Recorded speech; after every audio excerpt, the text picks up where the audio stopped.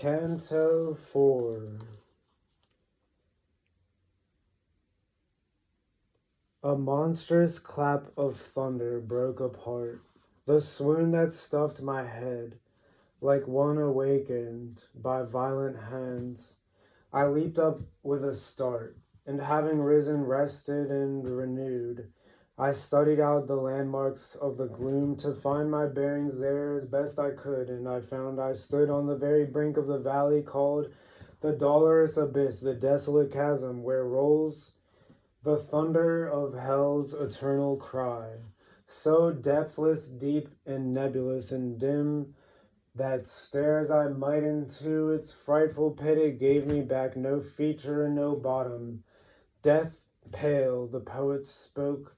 Now let us go into the blind world waiting here below us. I will lead the way and you shall follow.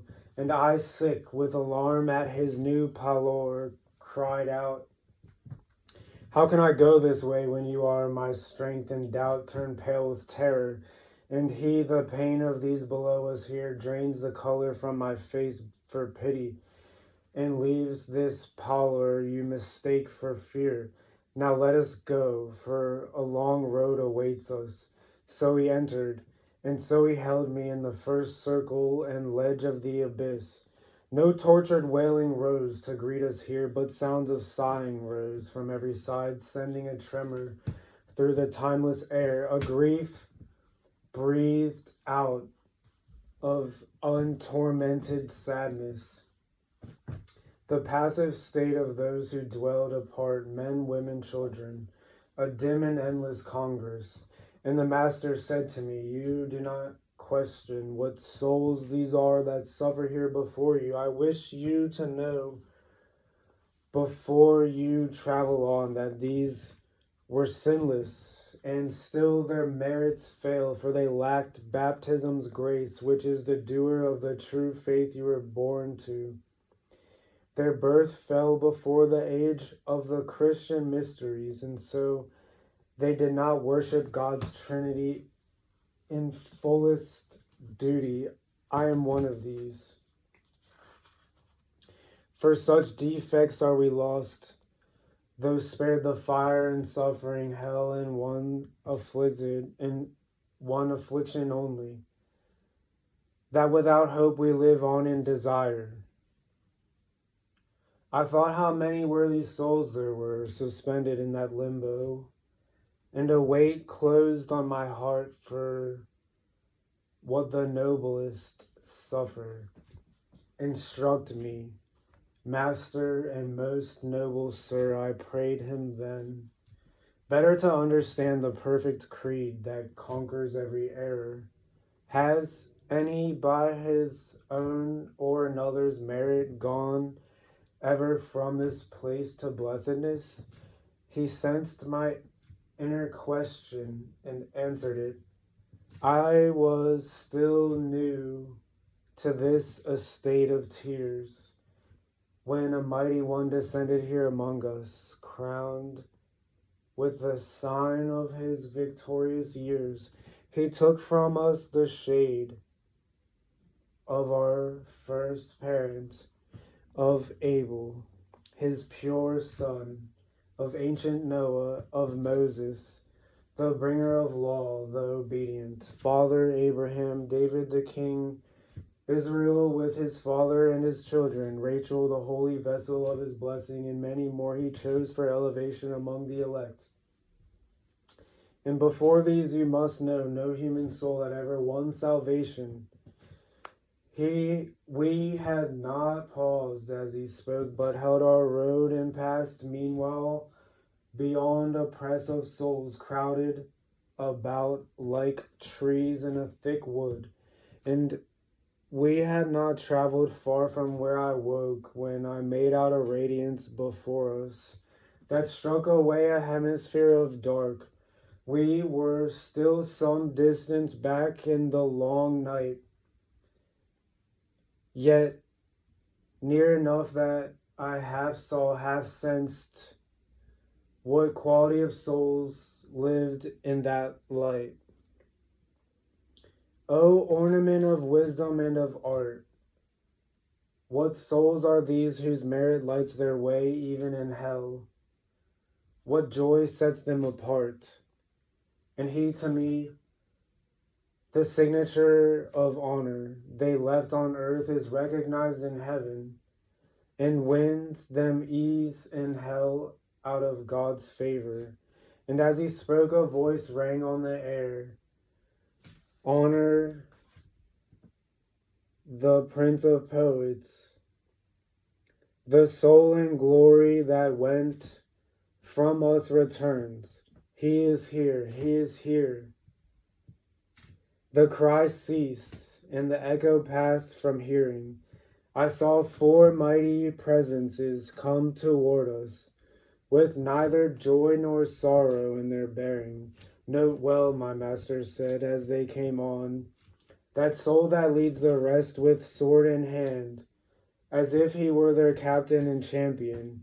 It is Homer singing, master of the earth. Next after him is Horace, the satirist. Ovid is third, and Lucan is the fourth. Since all of these have part in the high name the voice proclaimed, calling me Prince of Poets, the honor that they do me honors them. So I saw gathered at the edges of light the masters of that highest school whose song outsoars all others like an eagle's flight. And after they had talked together a while, they turned and welcomed me most graciously, at which I saw my approving master smile. And they honored me far beyond courtesy, for they included me in their own number, making me sixth in that high company. So we moved toward the light, and as we passed, we spoke of things as well omitted here as it was sweet to touch on there. At last we reached the base of a great citadel circled by 7 towering battlements, and by a sweet brook flowing round them all. This we passed over as if it were firm ground. Through 7 gates I entered with those sages, and came to a green meadow blooming round. There with a solemn and majestic poise stood many people gathered in the light, speaking infrequently and with muted voice. Past that enameled green we 6 withdrew into a luminous and open height, from which each soul among them stood in view.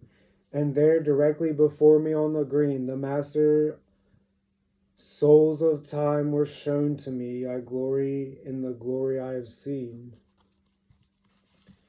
Electra stood in a great company, among whom I saw Hector and Aeneas, and Caesar in armor with his falcon's eye.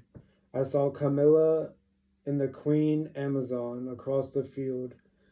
I saw the Latian king seated there with his daughter by his throne, and the good Brutus, who overthrew the Tarquin, Lucrezia, Julia, Marcia, and Cornelia, and by himself apart the Saladin. And raising my eyes a little, I saw on high Aristotle, the master of those who know, ringed by the great souls of philosophy. All wait upon him for their honor and his. I saw Socrates, and Plato at his side before all others there.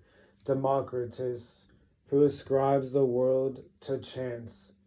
Diogenes, and with him there Thales, Anaxagoras, Zeno, Heraclitus, Empedocles. And I saw the wise collector and analyst, Dioscorides, I saw Orpheus there, Tully, Linus, Seneca the moralist, Euclid the geometer, and Ptolemy, Hippocrates, Galen, Avicenna, and Averroes of the great commentary. I cannot count so much nobility. My longer theme pursues me so that often the word falls short of the reality. The company of six is reduced by four. My master leads me by another road out of that serenity to the roar. In trembling air of hell I pass from light into the kingdom of eternal night. Canto 5. So we went down to the second ledge alone, a smaller circle of so much greater pain.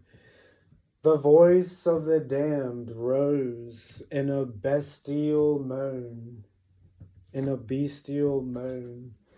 There Minos sits, grinning, grotesque and hale. He examines each lost soul as it arrives and delivers his verdict with his coiling tail. That is to say, when the ill-fated soul appears before him, it confesses all, and that grim sorter of the dark and foul decides which place in hell shall be its end, then wraps his twitching tail about himself, one coil for each degree it must descend. The soul descends, and others take its place. Each crowds in its turn to judgment. Each confesses. Each hears its doom and falls away through space.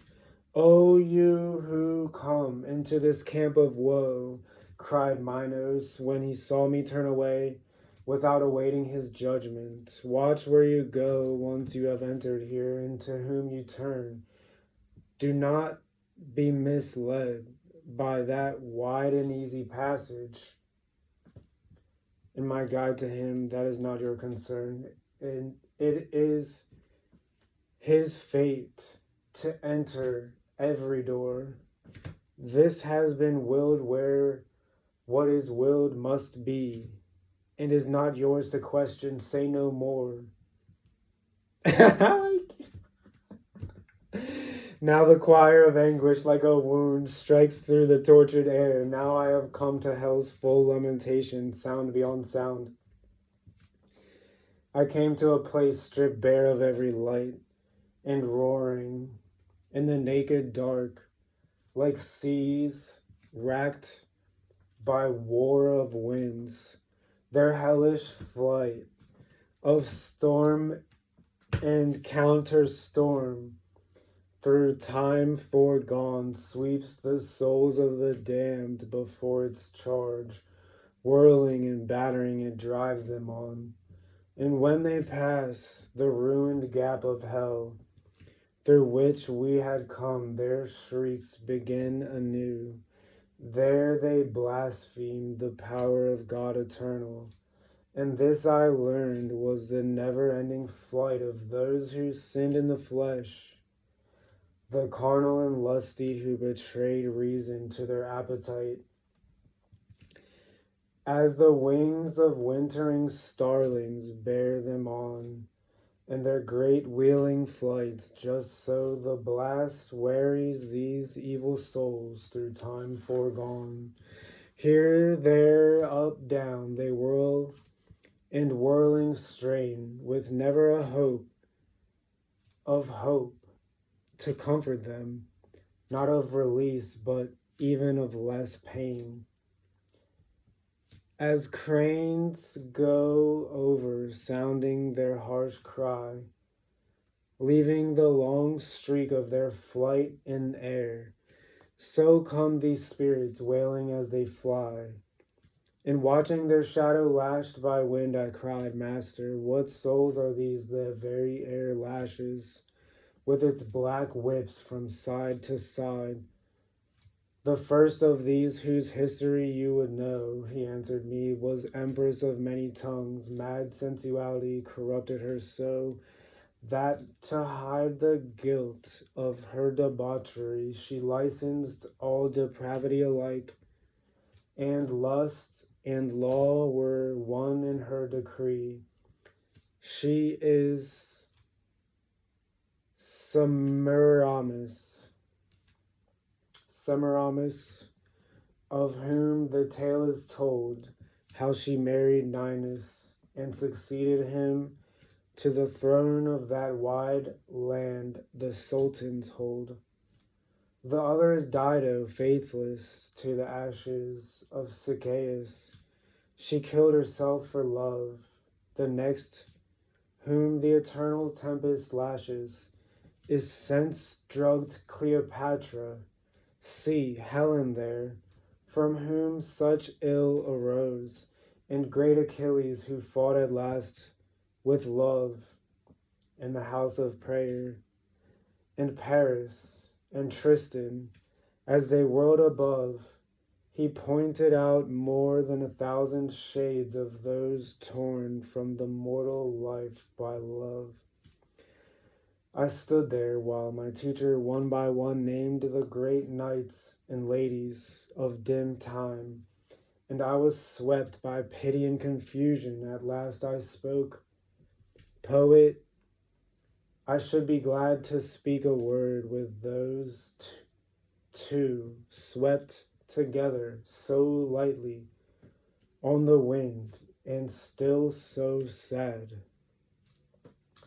And he to me, watch them, when next they pass, call to them, in the name of love that drives and damns them here.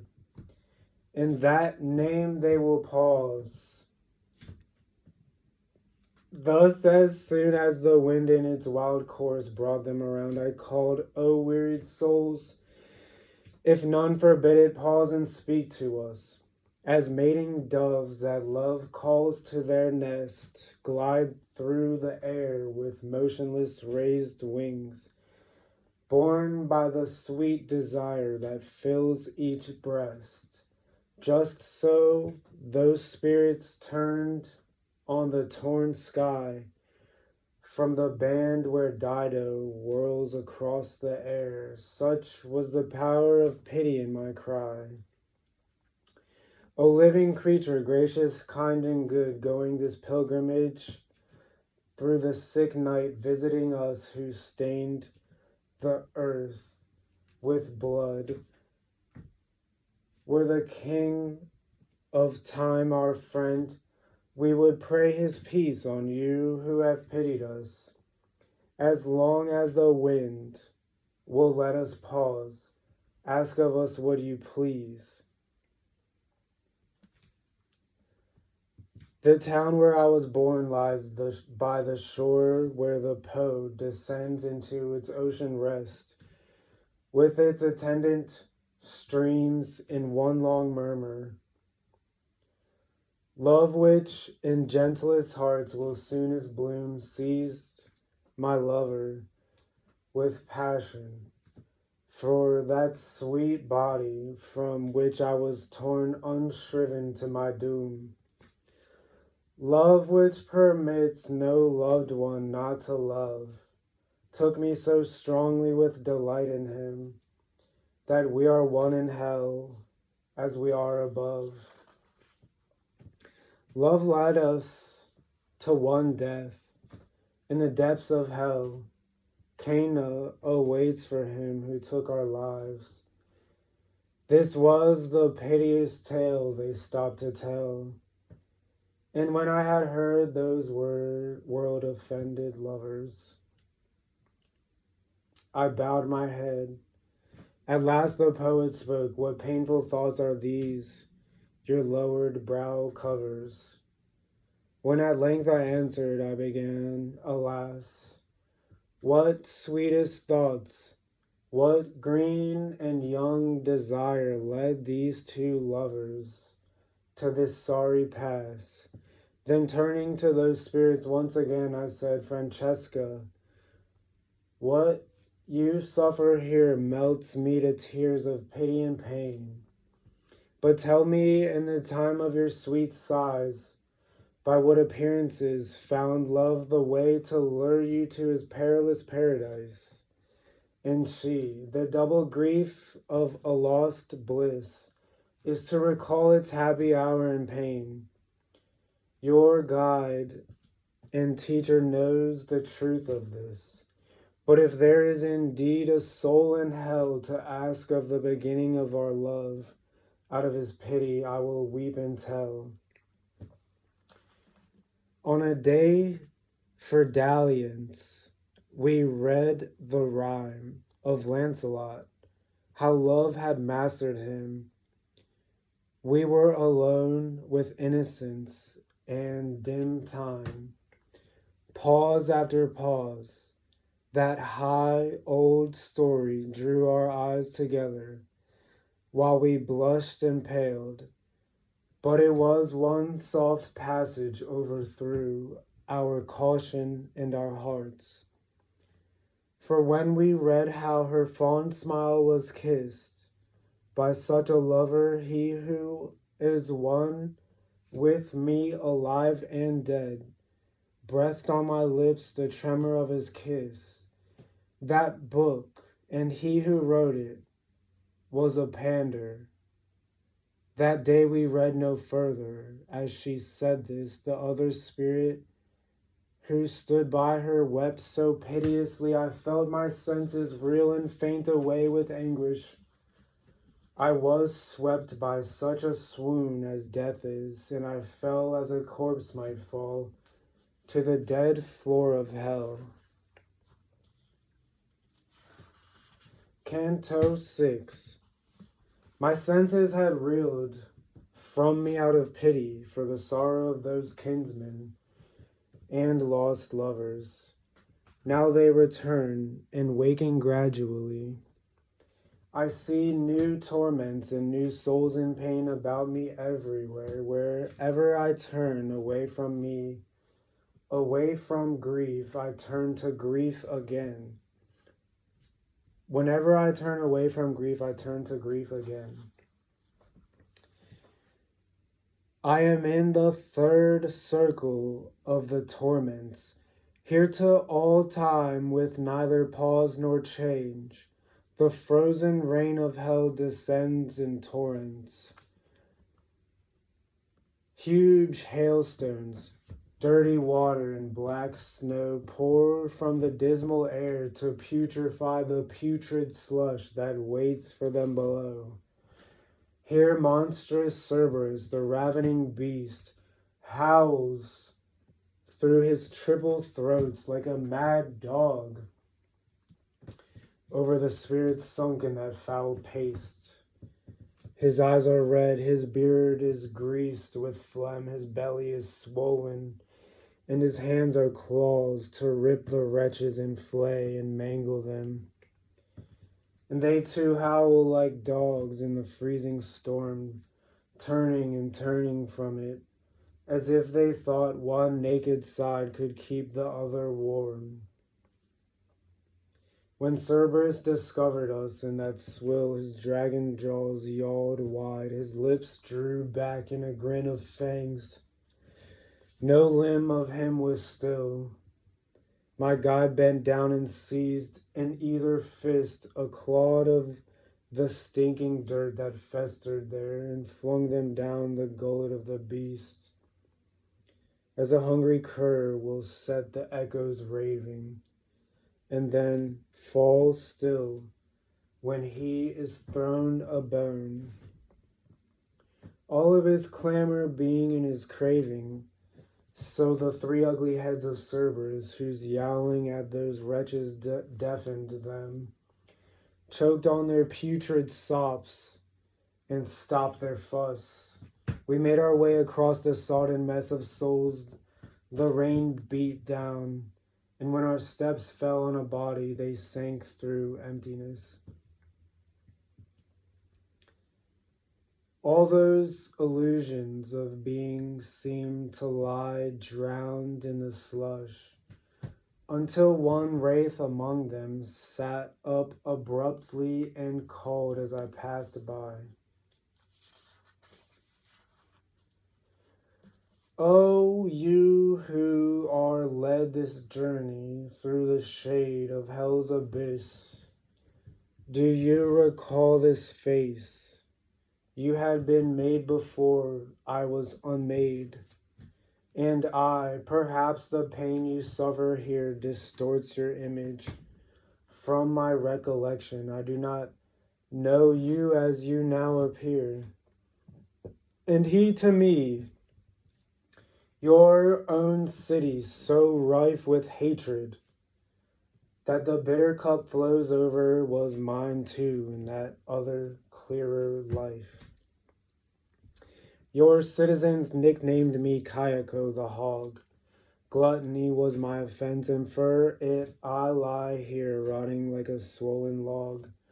Nor am I lost in this alone. All these you see about you in this painful death have wallowed in the same indecencies. I answered him, Kayako, your agony weighs on my heart and calls my soul to tears. But tell me if you can, what is to be for the citizens of that divided state? For whether there are honest men among them, and for what reasons we are torn by hate. And he then, after many words given and taken, it shall come to blood. White shall rise over black and rout the dark lord's force, battered and shaken. Then it shall come to pass within 3 suns that the fallen shall arise, and by the power of one now gripped by many hesitations, black shall ride on whites for many years, loading it down with burdens and oppressions, and humbling of proud names and helpless tears. 2 are honest, but one will heed them. Their pride, avarice, and envy are the tongues men know and heed, a babble of despair. Here he broke off his mournful prophecy, and I to him, still let me urge you on to speak a little further and instruct me. Farinata and Techiaio, men of good blood, Jacopo, Rusticucci, Arrigo, Masca, and the others who set their hearts on doing good, where are they now whose high deeds might be gem the crown of kings? I long know their fate. Does heaven soothe or hell envenom them? And they lie below in a blacker layer. A heavier guilt draws them to greater pain. If you descend so far, you may see them there. But when you move again among the living, oh, speak my name to the memory of men. Having answered all, I say no more. And giving his head a shake, he looked up at my face, cross-eyed, then bowed his head and fell away among the other blind souls of that place. And my guide to me, he will not wake again until the angel trumpet sounds the day on which the host shall come to judge all men. Then shall each soul before the seat of mercy return to its sad grave in flesh and form to hear the edict of eternity. So we picked our slow way among the shades in the filthy rain, speaking of life to come. Master, I said, when the great clarion fades into the voice of thundering omniscience, omniscience, what of these agonies? Will they be the same or more or less after the final sentence? And he to me,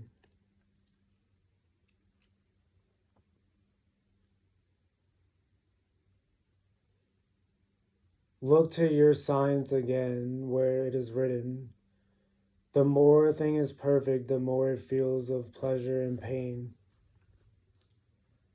As for these souls, though they can never soar to true perfection, still, in the new time, they will be nearer it than they were before. And so we walked to the rim of the great ledge, speaking of pain and joy, and of much more that I will not repeat, and reached the edge. Where the descent begins, there suddenly we came to on Plutus, the great enemy.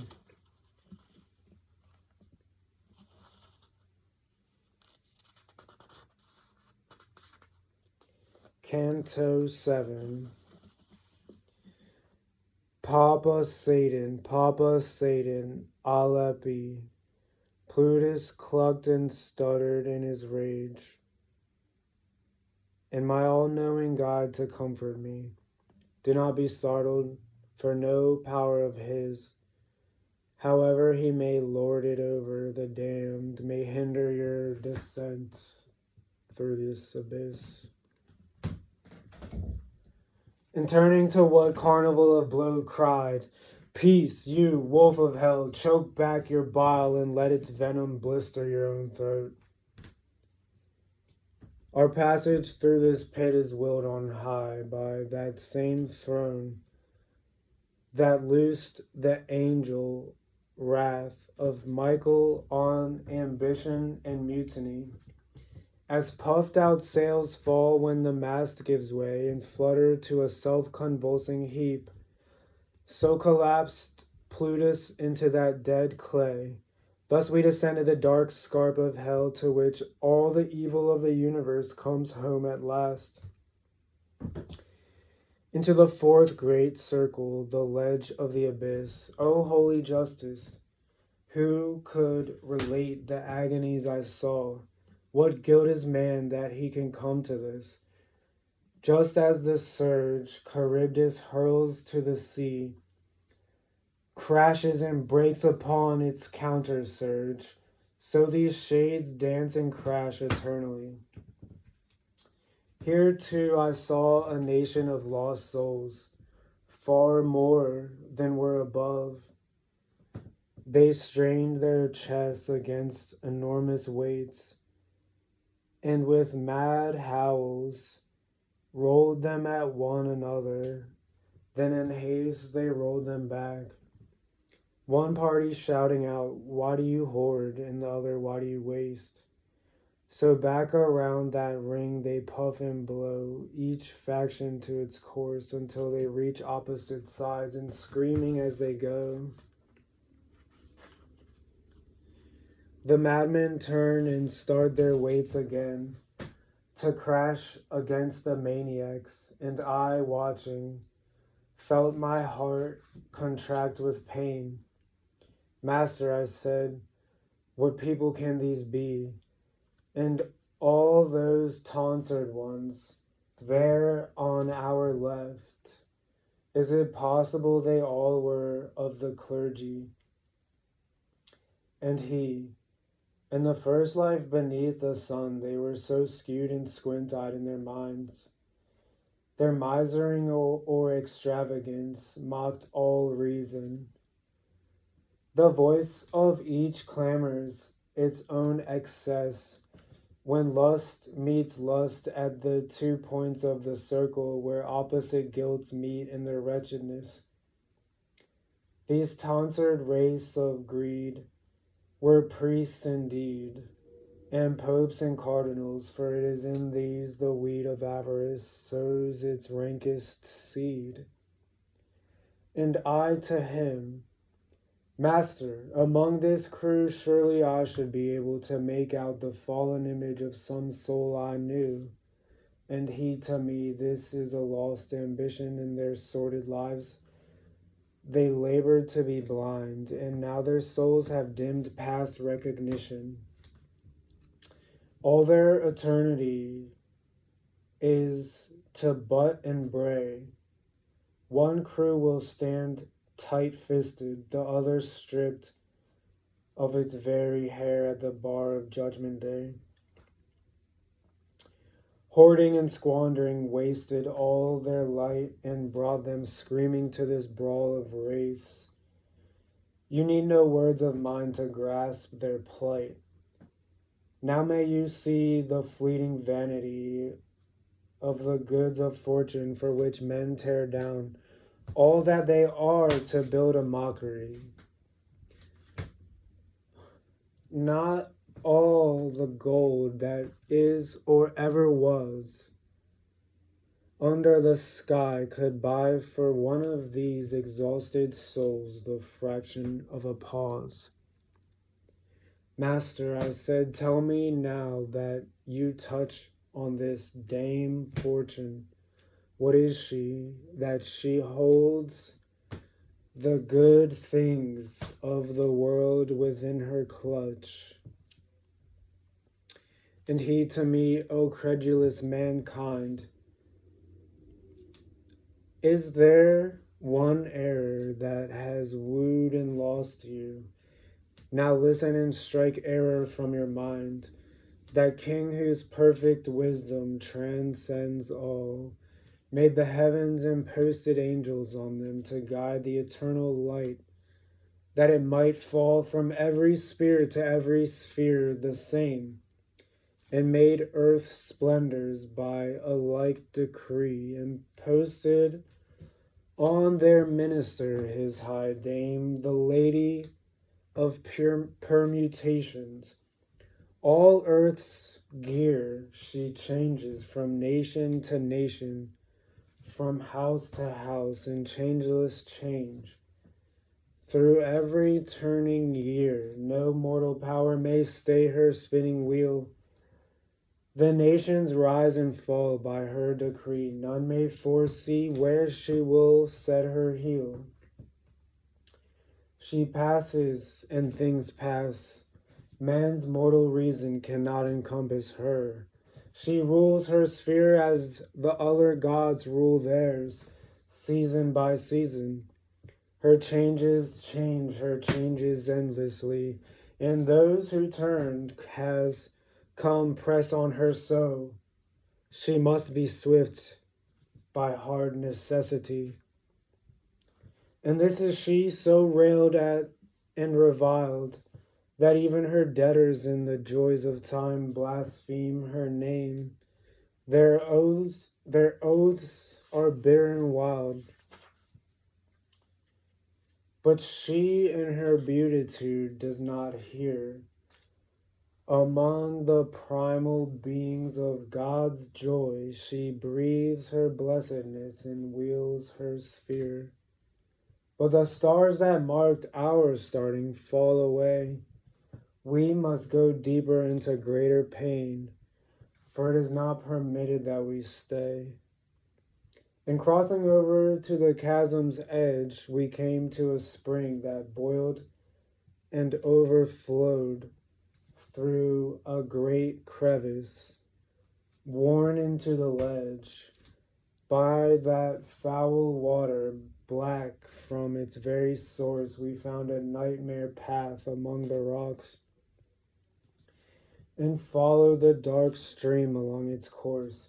Beyond its rocky race and wild descent, the river floods and forms a marsh called Styx, a dreary swampland, vaporous and malignant. And I, intent on all our passage, touched, made out a swarm of spirits in that bog. Savage with anger, naked, slime besmutched, they thumped at one another in that slime. With hands and feet they buttoned, and they bit as if each would tear the other limb from limb. And my kind sage, my son, beholds the souls of those who lived in wrath. And do you see the broken surfaces of those water holes? On every hand, boiling as if in pain. There are souls beneath that water, fixed in slime, They speak their peace, end it and start again. Sullen were we in the air made sweet by the sun. In the glory of his shining, our hearts poured a bitter smoke. Sullen were we begun, sullen we lie forever in this ditch. This litany they gargle in their throats, as if they sang but lacked the words and pitch. Then circling on along that filthy wallow, we picked our way between the bank and fen, keeping our eyes on those foul souls that swallow the slime of hell. And so at last we came to the foot of a great tower that has no name. Canto 8. Returning to my theme, I say we came to the foot of a great tower, but long before we reached it, through the marsh, two horns of flame flared from the summit, one from either side, and then far off, so far we scarce could see it across the mist, another flame replied. I turned to that sea of all intelligence, saying, what is this signal and counter-signal? Who is it speaks with fire across this distance? And he then, look across the filthy slough, you may already see the one they summon, if the swamp vapors do not hide it from you. No twanging bowstring ever shot an arrow that bored the air it rode, dead into the mark more swiftly than the flying skiff whose prow shot toward us over the polluted channel, with a single steersman at the helm who called, so do I have you at last, you whelp of hell. Phlegyas, said my Lord and God, this time you waste your breath. You have us only for the time it takes to cross to the other side. Phlegyas the madman blew his rage among those muddy marshes, like a cheat deceived, or like a fool at some imagined wrong. My God, whom all the fiend's noise could not nettle, boarded the skiff, motioning me to follow, and not till I stepped aboard did I seem to settle into the water. At once we left the shore, that ancient hull riding more heavily than it had ridden in all of time before. And as we ran on that dead swamp, the slime rose before me, and from it a voice cried, who are you that come here before your time?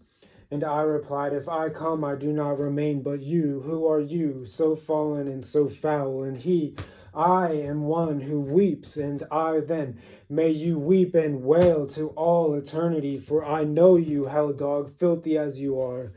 Then he stretched both hands to the boat, but warily the master shoved him back, crying, down, down, with the other dogs. Then he embraced me, saying, indignant spirit, I kiss you as you frown. Blessed be she who bore you in world and time. This one was haughtier yet. Not one unbending graces his memory. Here is his shadow in slime. How many living now, chancellors of wrath, shall come to lie here, yet in this pig mire, leaving a curse to be their aftermath? And I, master, it would suit my whim to see the wretch scrubbed down into the swill before we leave this stinking sink. And him, and he to me before the other side shows through the mist, you shall have all you ask. This is a wish that should be gratified.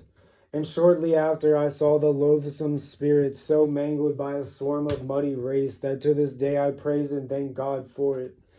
After Filippo Argenti all cried together.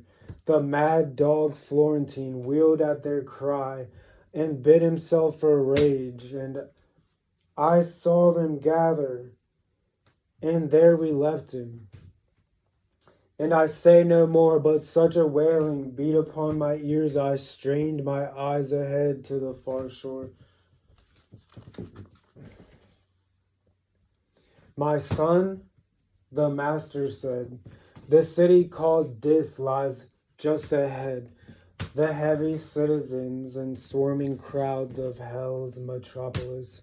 And I then, master, I already see the glow of its red mosques, as if they came hot from the forge to smolder in his valley. And my all-knowing God, they are eternal, flues to eternal fire that rages in them and makes them glow across this lower hell. And as he spoke, we entered the vast moat of the sepulchre. Its walls seemed made of iron and towered above us in our little boat. We circled through what seemed an endless distance before the boatman ran his prow ashore crying, "Out, out, get out, this is the entrance." Above the gates more than 1,000 shades of spirits purged from heaven, for its glory cried angrily, "Who is it that invades death's kingdom in his life?" My Lord and God advanced a step before me with a sign that he wished to speak to some of them aside. They quieted somewhat, and one called, "Come, but come alone, and tell that other one who thought to walk so blithely through death's kingdom, he may go back along the same fool's way he came by. Let him try his living luck. You who are dead can come only to stay." Reader, judge for yourself how each black word fell upon my ears to sink into my heart. I lost hope of returning to the world. Oh, my beloved master, my guide in peril, who time and time again have seen me safely along this way and turned the power of evil, stand by me now, I cried in my heart's fright. And if the dead forbid our journey to them, let us go back together toward the light. My God, then, in the greatness of his spirit, take heart. Nothing can take our passage from us when such a power has given warrant for it. Wait here and feed your soul while I am gone on comfort and good hope. I will not leave you to wander in this underworld alone. So the sweet guide and father leaves me here, and I stay on in doubt with yes and no dividing all my heart to hope and fear. I could not hear my Lord's words, but the pack that gathered round him suddenly broke away, howling and jostling, and went pouring back, slamming the towering gate hard in its face. That great soul stood alone outside the wall. Then he came back. His pain showed in his pace. His eyes were fixed upon the ground. His brow had sagged from its assurance. His sighed aloud, "Who has forbidden me the halls of sorrow?" And to me he said, "You need not be cast down by my vexation, for whatever plot these fiends may lay against us, we will go on. This insolence of theirs is nothing new. They showed it once at a less secret gate that still stands open for all that they do, for all that they could do. The same gate where you read the dead inscription, and though it at this moment a great one comes, already he has passed it and moves on. Ledge by dark ledge, he is one who needs no guide, and at his touch all gates must spring aside." Canto 9. My face had paled to a mask of cowardice when I saw my guides turn back. The sight of it the sooner brought the color back to his. He stood apart like one who strains to hear what he cannot see, for the eye could not reach far across the vapors of that midnight air. Yet surely we were meant to pass these tombs, He said aloud, if not, so much was promised. Oh, how time hangs and drags till our aid comes. I saw too well how the words with which he ended covered his start, and even perhaps I drew a worse conclusion from that than he intended. Tell me, master, does anyone ever come from this first ledge, whose only punishment is hope cut off, into this dreary bottom? I put this question to him, still in fear of what his broken speech might mean, and he, rarely do any of us enter here. Once before, it is true, I crossed through hell, conjured by cruel Erythro, who recalled the spirits to their bodies. Her dark spell forced me, newly stripped of my mortal part, to enter through this gate and summon out a spirit from Judaica. Take heart, that this is the last depth and darkest layer, and the farthest from heaven, which encircles all, and at that time I came back even from there. The marsh, from which the stinking gases bubble, lies all about this capital of sorrow, whose gates we may not pass now without trouble. All this and more he expounded, but the rest was lost on me, for suddenly my attention was drawn to the turret with the fiery crest, where all at once three hellish and inhuman furies sprang to view, blood-stained and wild. Their limbs and gestures hinted they were women. Belts of greenest hydras wound and wound about their waists, and snakes and horned serpents grew from their heads like matted hair and bound their horrid brows. My master, who well knew the handmaids of the Queen of Woe, cried, "Look, the terrible Erinyes of Hecate's crew. That is Megara to the left of the tower. Alecto is the one who raves on the right. Tisiphone stands between," and he said no more. With their palms they beat their brows, with their nails they clawed their bleeding breasts, and such mad wails broke from them that I drew close to the poet, overawed, and altogether screamed, looking down at me, "Call Medusa, that we may change him to stone. Too lightly we let Theseus go free. Turn your back and keep your eyes shut tight. For should the Gorgon come and you look at her, never again would you return to the light."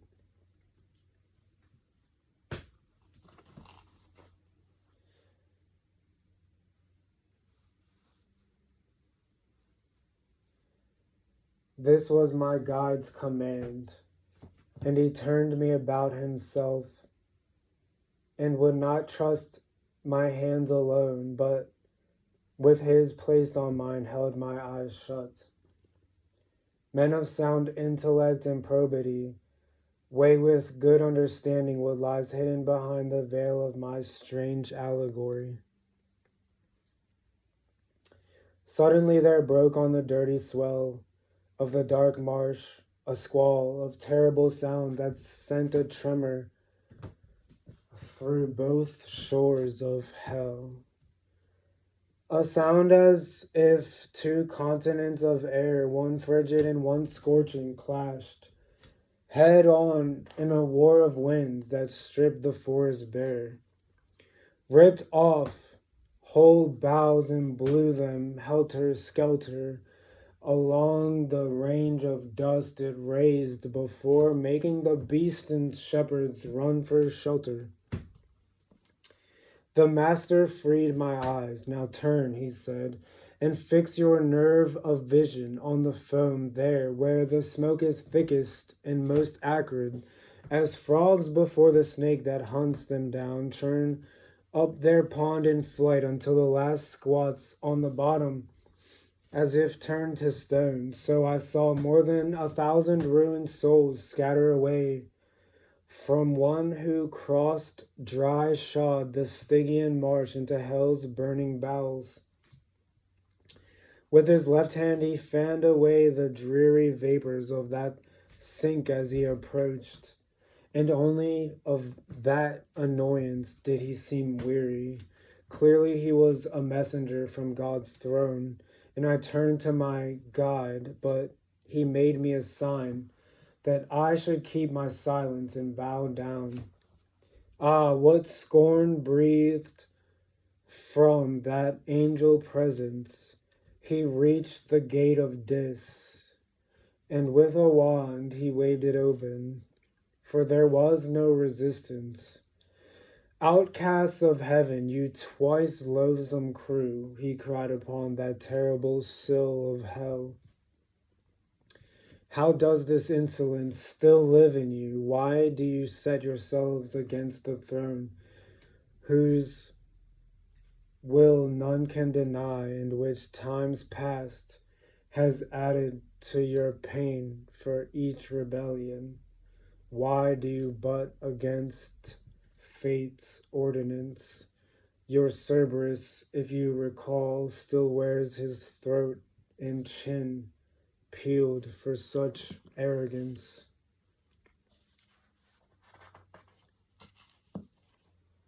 Then he turned back through the same filthy tide by which he had come.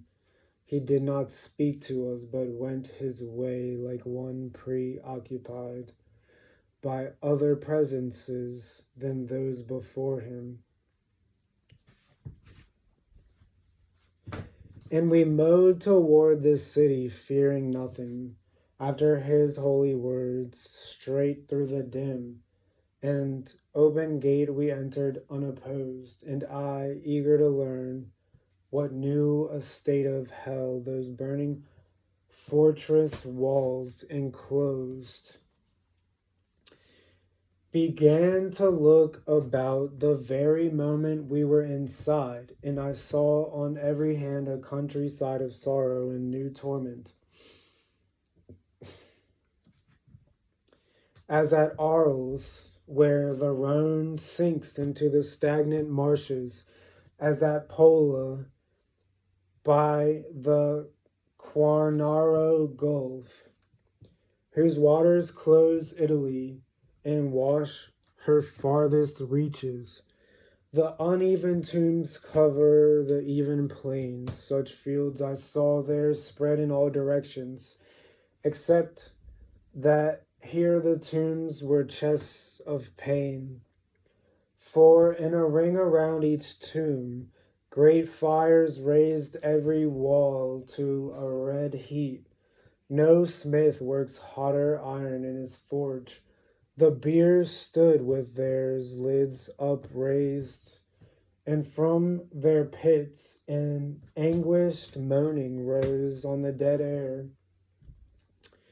From the desolation of tormented spirits, and I, Master, what shades are these who lie buried in these chests and fill the air with such a painful and unending cry?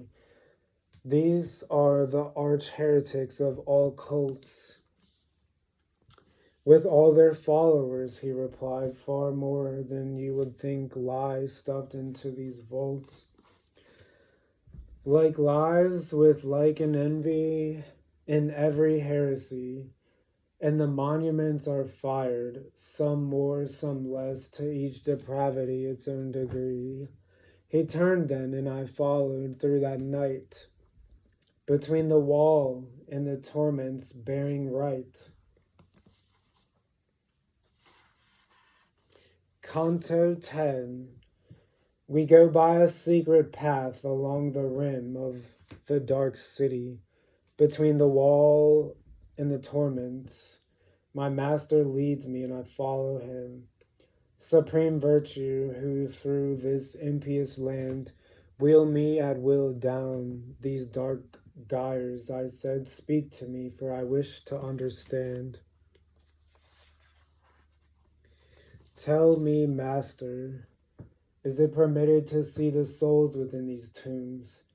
The lids are raised and no one stands on guard, and he to me, all shall be sealed forever on that day. These souls return here from Jehoshaphat, with the bodies they have given once to clay. In this dark corner of the morgue of wrath lie Epicurus and his followers, who make the soul share in the body's death. And here you shall be granted presently not only your spoken wish, but that other as well, which you had thought perhaps to hide from me. And I accept to speak my thoughts in few and modest words. Accept to speak my thoughts in few and modest words, as I learned from your example.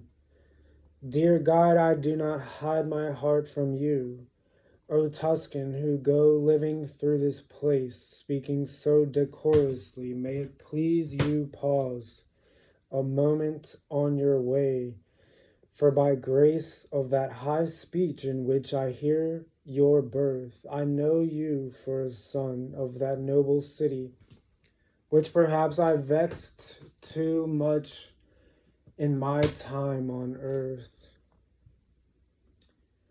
These words broke without warning from inside one of the burning arcs, caught by surprise.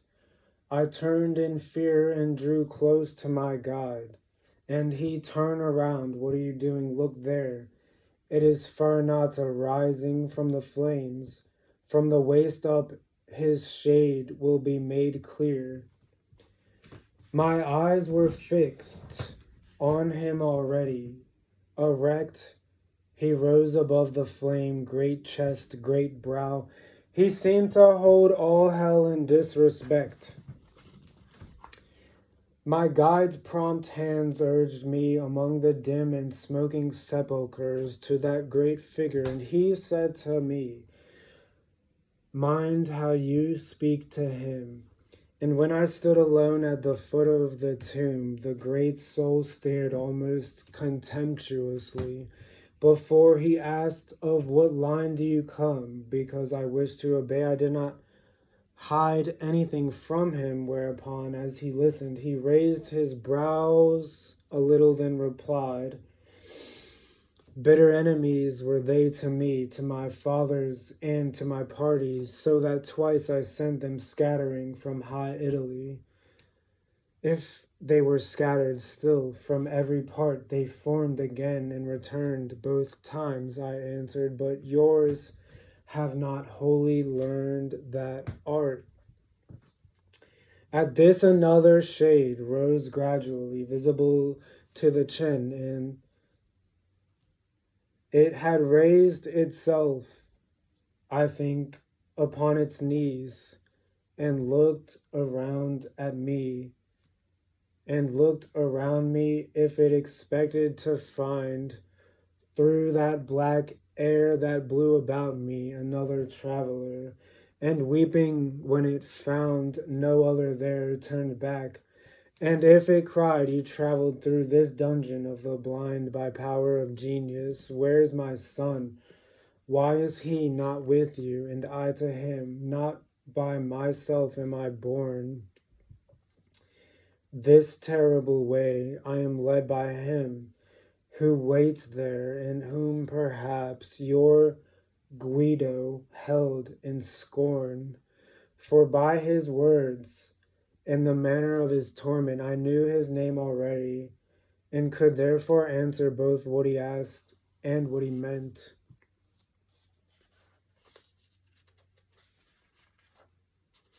Instantly he rose to his full height. He held, what is it you say? Is he dead? Then do his eyes no longer fill with that sweet light? And when he saw that I delayed a bit in answering his question, he fell backwards into the flame and rose no more from it. But that majestic spirit at whose call I had first paused there did not change expression, nor so much as turn his face to watch him fall. And if, going on from his last words, he said, men of my line have yet to learn that art that burns me deeper than this flaming bed. But the face of her who reigns in hell shall not be 50 times rekindled in its course before you learn what griefs attend that art. And as you hope to find the world again, tell me why is that populace so savage in the edicts they pronounce against my strain? And I to him, the havoc and the carnage that dyed the Arbia red at Monteparti have caused these angry cries to in our assemblage. He sighed and shook his head. I was not alone in that affair. He said, nor certainly would I have joined the rest without good reason. But I was alone at that time when every other consented to the death of Florence. I alone, with open face, defended her. Ah, so may your soul sometimes have rest, I begged him. Solve the riddle that pursues me through this dark place and leaves my mind perplexed. You seem to see in advance all time's intent, if I have heard and understood correctly, but you seem to lack all knowledge of the present. We see asquint like those whose twisted sight can make out only the far off, he said. For the King of all still grants us that much light. When things draw near or happen, we perceive nothing of them, except what others bring us. We have no news of those who are alive. So may you understand that all we know will be dead forever from that day and hour when the portal of the future is swung to.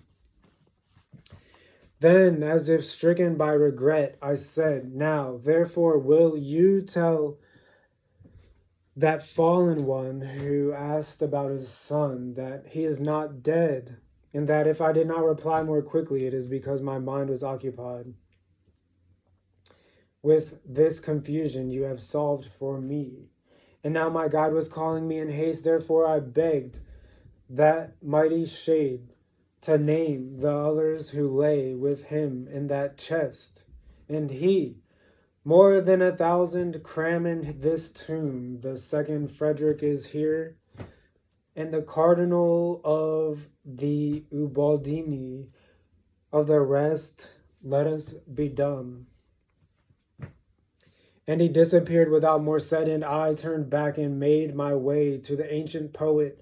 Pondering the words of the dark prophecy, he moved along, and then when he started, he turned and said to me, what troubles you? Why do you look so vacant and downhearted? And I told him, and he replied, well, may you bear those words in mind. Then pausing, raised a finger. Now pay attention to what I tell you here. When finally you stand before the ray of that sweet lady whose bright eyes see all, from her you will learn the turnings of your way. So saying, he bore left, turning his back on the flaming walls. And we passed deeper yet into the city of pain along a track that plunged down like a scar into a sink which sickened us already with its stink.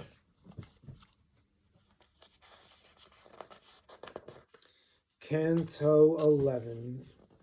We came to the edge of an enormous sink rimmed by a circle of great broken boulders. Here we found ghastlier gangs, and here the stink thrown up by the abyss so overpowered us that we drew back, cowering behind the wall of one of the greatest tombs, and standing thus, I saw an inscription in the stone and read, I guard Anastasius, once Pope, he whom Photinus led from the straight road. Before we travel on to that blind pit,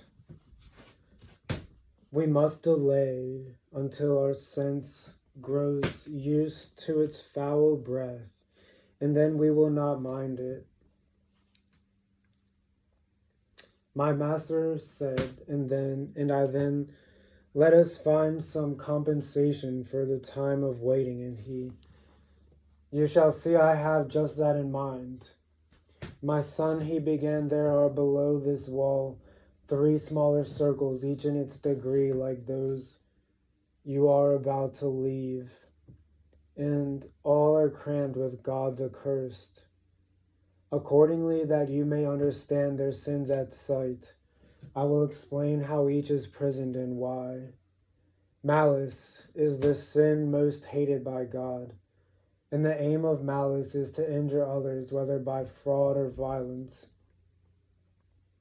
But since fraud is the vice of which man alone is capable, God loathes it most. Therefore, the fraudulent are placed below, and their torment is more painful. The first below are the violent, but as violence sins in 3 persons, so is that circle formed of 3 descending rounds of crueler torment. Against God, self, and neighbor is violence shown. Against their persons and their goods, I say, as you shall hear set forth with open reason. Murder and mayhem are the violation of the person of one's neighbor and of his goods, harassment, plunder, arson, and extortion. Therefore, homicides and those who strike in malice, destroyers and plunderers, all lie in that first round, and like sufferers with like. A man may lay violent hands upon his own person and substance, so in that second round, eternally in vain repentance moan the suicides and all who gamble away and waste the good and substance of their lives and weep in that sweet time when they should be gay. Violence may be offered the deity in the heart that blasphemes and refuses him and scorns the gifts of nature, her beauty and bounty. Therefore, the smallest round brands with its mark both Sodom and Cahors, and all who rail at God and his commands in their hearts dark. Fraud, which is a canker to every conscience, may be practiced by a man on those who trust him and on those who have reposed no confidence.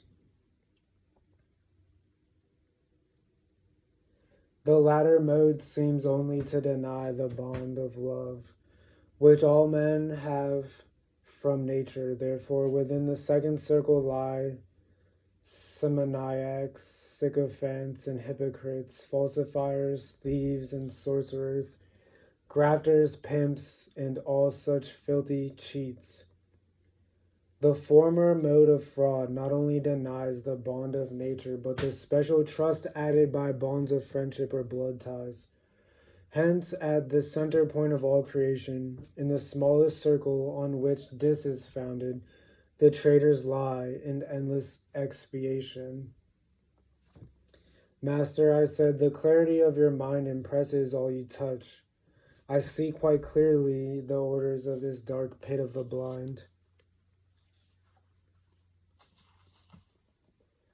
But tell me those who lie in the swamp's bowels, those the wind blows about, those the rain beats, and those who meeting clash with such mad howls, Why are they not punished in the rust-red city, if God's wrath be upon them? And if it is not, why must they grieve through all eternity? And why does your understanding stray so far from its own habit? Or can it be your thoughts are turned along some other way?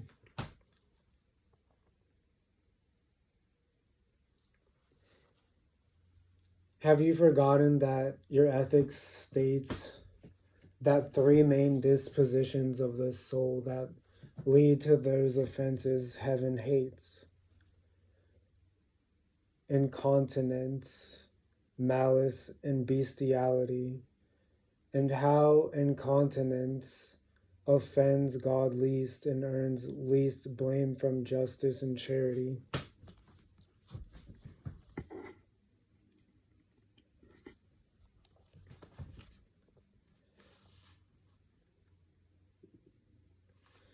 Now, if you weigh this doctrine and recall exactly who they are, whose punishment lies in that upper hell outside the wall, you will understand at once why they are confined apart from these fierce wraiths, and why less anger beats down on them from the eternal mind. O sun, which clears all mists from troubled sight, such joy attends your rising, that I feel as grateful to the dark as to the light. Go back a little farther, I said, to where you spoke of usury as an offense against God's goodness. How is that made clear? Philosophy makes plain by many reasons, he answered me, to those who heed her teachings, how all of nature, her laws, her fruits, her seasons, springs from the ultimate intellect and its art. And if you read your physics with due care, you will note not many pages from the start that art strives after her by imitation. As the disciple imitates the master, art, as it were, is the grandchild of creation. By this recalling the Old Testament near the beginning of Genesis, you will see that in the will of providence, man was meant to labor and to prosper. But usurers, by seeking their increase in other ways, scorn nature in herself and her followers. But come, for it is my wish now to go on. The wheel turns and the wain lies over Charos. The fish are quivering low on the horizon. And there beyond us runs the road we go down the dark scarp into the depths below.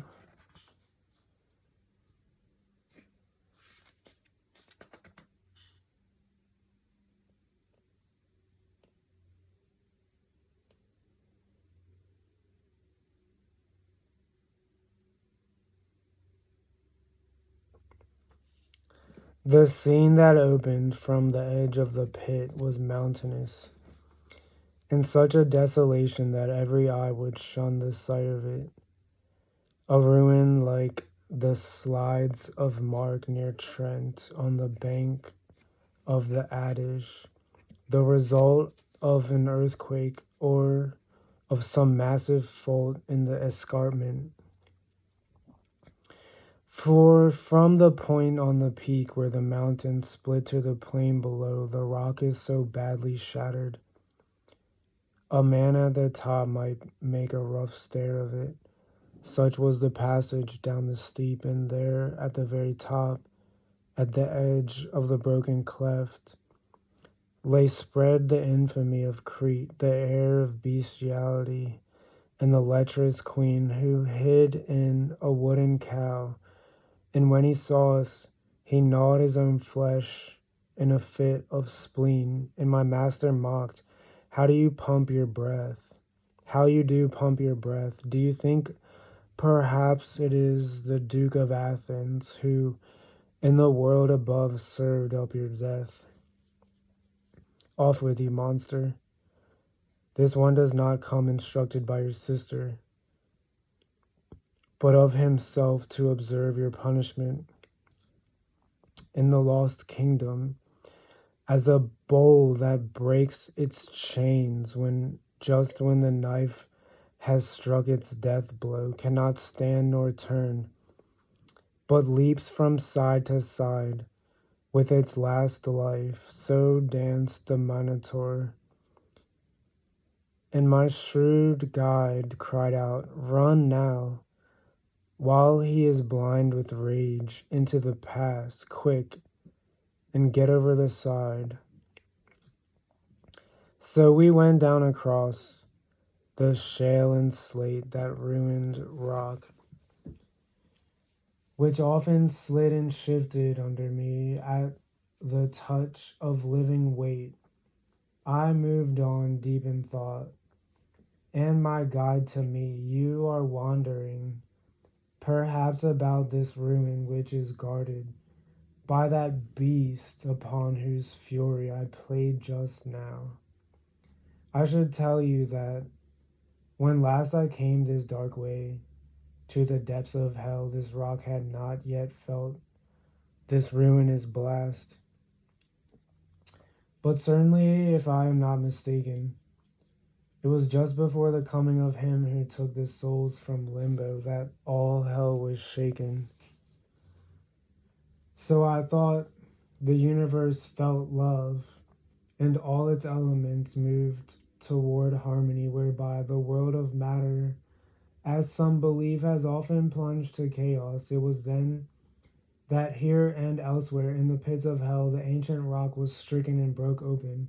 But turn your eyes to the valley, there we shall find the river of boiling blood, in which are steeped all who struck down their fellow men. O blind, O ignorant, self-seeking cupidity, which spurs us so in the short mortal life and steeps us so through all eternity. I saw an arcing fosse that was the bed of a winding river circling through the plain exactly as my guide and Lord had said. A file of centaurs galloped in the space between the bank and the cliff, well armed with arrows. Riding as once on earth they rode to the chase, and seeing us descend, that straggling band halted, and three of them moved out toward us, their long bows and their long bows and their shafts already in hand. And one of them cried out while still below, "To what pain are you sent down from? Are you sent down that dark coast? Answer, from where you stand, or I draw the bow. Chiron is standing there hard by your side. Our answer will be to him. This wrath of yours was always your own worst fate," my guide replied. And to me he said, "That is Nessus, who died in the wood for insulting Dejanira. At his death he plotted his revenge in his own blood. And one in the middle staring at his chest The one in the middle, staring at his chest, is the mighty Chiron, he who nursed Achilles. The other is Pholus, fiercer than all the rest. They run by that stream in thousands, snapping their bows at any wraith who dares to raise himself out of the blood more than his guilt allows. We drew near those swift beasts. In a thoughtful pause, Chiron drew an arrow, and with its notch he pushed his great beard back along his jaws. And when he had thus uncovered the huge pouches of his lips, he said to his fellows, "Have you noticed how the one who walks behind moves what he touches? That is not how the dead go, my guide, already standing by the monstrous breast, in which the two mixed natures joined, replied, it is true he lives in his necessity. I alone must lead him through this valley. Fate brings him here, not curiosity. From singing Alleluia in the sublime spirit, who sends me came. He is no bandit, nor am I one who ever stooped to crime. But in the name of the power by which I go this sunken way across the floor of hell, assign us one of your troop whom we may follow, that he may guide us to the ford, and there carry across on his back the one I lead, for he is not a spirit to move through air. Chiron turned his head on his right breast and said to Nessus, go with them and guide them, and turn back any others who would contest.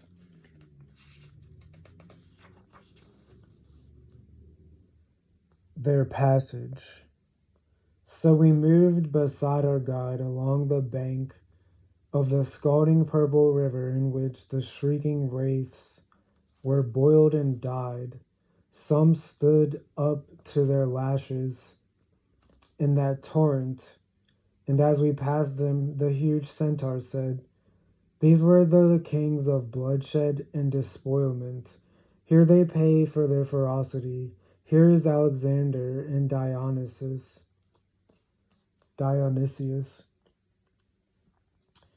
who brought long years of grief to Sicily. That brow you see, with the hair as black as night, is Azzolino, and that beside him the blonde is Opizo da Asti, who had his mortal light blown out by his own stepson. I turned then to speak to the poet, but he raised a hand. Let him be the teacher now, and I will listen. Further on, the centaur stopped beside a group of spirits steeped as far as the throat in the race of boiling blood, and there our guide pointed out a sinner who stood alone. That one before God's altar pierced a heart still honored on the Thames. And he passed on. We came in sight of some whom were allowed to